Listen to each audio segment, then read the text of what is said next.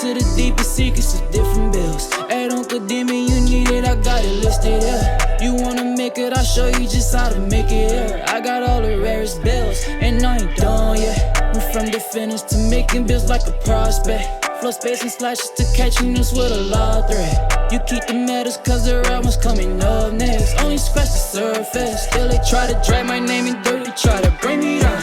See me winning, you ain't like me.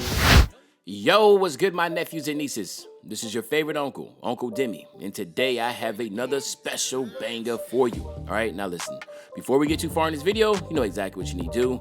Make sure you drop a like, and let's get this video to at least 1,000 likes. That'll definitely push the video to the recommended. And furthermore, if you haven't done so already, make sure you subscribe. I'm by far the hardest working YouTuber in the 2K community. Hopefully you can appreciate the 9 a.m. and the 5 p.m.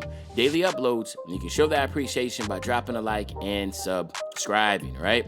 Now, let's get straight into this video. So today, my nephews and nieces, what we're gonna talk about is how you can make a very comp 3-point facilitator build. And also this 3-point facilitator build can go as like a two-way 3-point facilitator build because you do get lock take. So let's just jump right into it. You do want to go shooting guard because shooting guard gives you a better badge distribution than it would at a point guard. So that's why we prefer going shooting guard. Obviously, it doesn't matter if you're right or left-handed. What we're going to go with, of course, is the Hall of Fame shooting and the Hall of Fame playmaking. It's just a really good pie chart for any type of primary ball handling point guard build, especially ones that are looking to hawk 3-point shots. And then we're going to go pure speed here because obviously you want to be as fast as you possibly can. You're not going to be able to get 99 speed with this build because obviously this pie chart, you have to be very short if you wanted that. But at the same time, you can still be very competitive without it. So we're going to go with the driving layup and we're going to max out that driving dunk, okay? Then what we're going to do is we're going to go 80 on our mid-range shot. We're going to max out that three-pointer and that free throw. And then we're going to go 66 on that post fade. That's going to give us 21 shooting badges. Then we're going to go ahead and max out the pass accuracy, go 77 on the ball handle, and then we're going to go 64 on that playmaking for 20, okay? Then what we're going to do is max out the perimeter defense, the lateral quickness, the steals. We're going to max out the offensive and defensive rebounds, and then we're going to go ahead and use that remaining on that block. So now you have something that's pretty strong here, 1, 21, 20, and 9. So again, really solid badge stack. Definitely went heavy on the defensive side, you know, because you want to try to sometimes get creative with this. This kind of goes into my mid-range playmaker build where, you know, you try to go with a lot of defensive badges here so your build could actually play the primary ball handler position. So again, you can keep that in mind when you're trying to make these builds out of the yellow and the green. You could go, all you really need is a driving layup and driving dunk, right? So once you do that, you could go and just go heavy on the defensive / rebounding to get as many upgrades as you want, okay? So again, 1, 21, 20, and 9. Body type you want to go build because we're going to lower that weight. And then what you want to do is you want to drop your height down to 6'4". Now, the reason why you want to go 6'4" is because obviously you want to try to get some little bit more speed and acceleration, but at the same time, you don't want to be too tall. So I'm thinking 6'4" is good. You could go 6'3", but if you go 6'3", you got to drop your ball handling down by 2 again because it has to be 78, okay? So again, it's up to you. The speed only goes up by 1. So again, like I said, it's really your preference and your call, but I'm only going to go 6'4" here. Drop your weight all the way down to 178 pounds. And then, of course, your wingspan, you want to max it all the way out because by maxing all the way out, now you get some really good defensive metric numbers, okay? So, again, let's just talk about a few things. You do get a +8 to your physicals.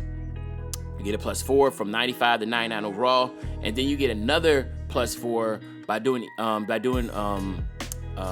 I'm just drawing a blank here. Okay, so yeah, so you get the other +4 by doing either of these 3 things. Either A, going into my career. Now you do want to play every single game until you become a starter. Okay, so once you become a starter, you can sim out the rest of the regular season.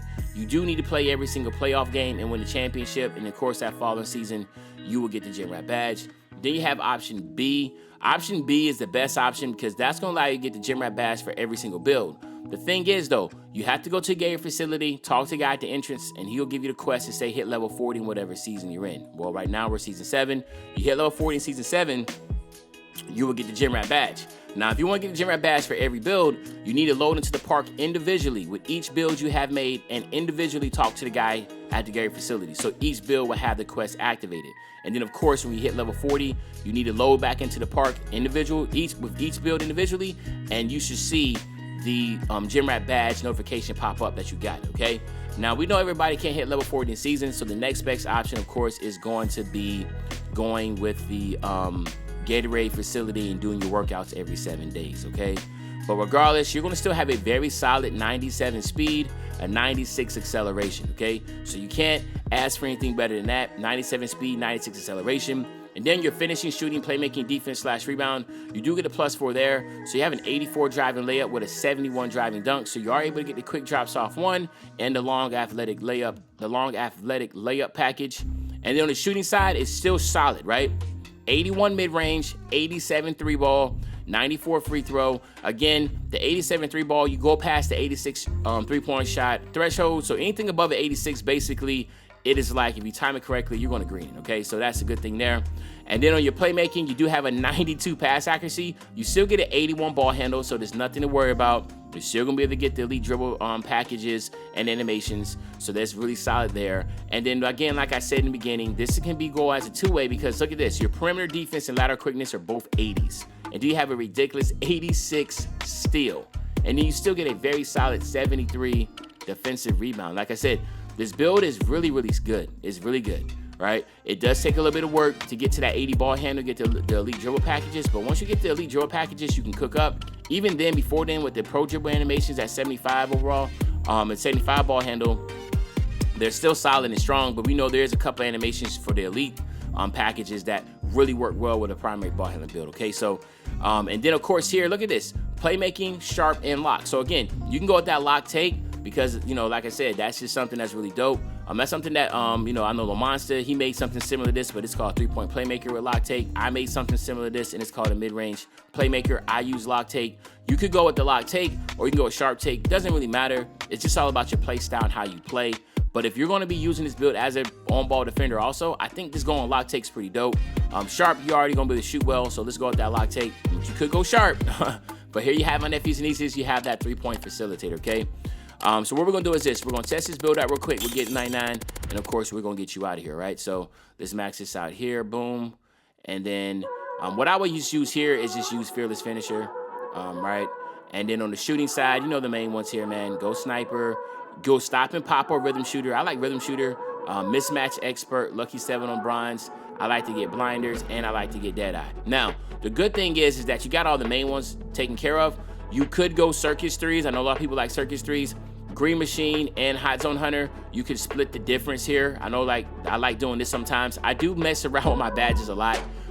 So Green Machine, Hot Zone Hunter on silver, really good. Blinders is if you're going to be getting a lot of side. Really, Blinders is really good with a stop and pop combination.